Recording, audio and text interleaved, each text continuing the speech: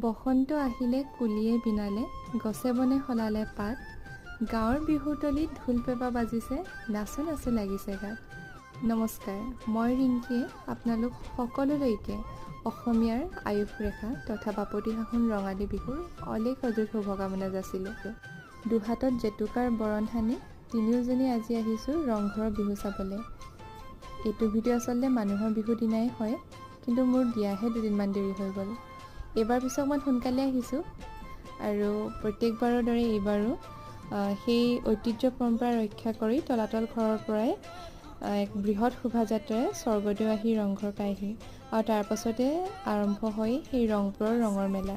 আৰু শিৱসাগৰতে থাকি সংস্কৃতিৰ সেই সমাহাৰত ৰঙীন হোৱা ৰংপুৰৰ বিহু নোচোৱাকেনো কেনেকৈ থাকোঁ, সেইকাৰণে আহিলোঁ আৰু বিহু জাকো ভাল লাগিলে। শেষত আকৌ এবাৰ আপোনালোকলৈ ৰঙালীৰ শুভেচ্ছা জনালোঁ।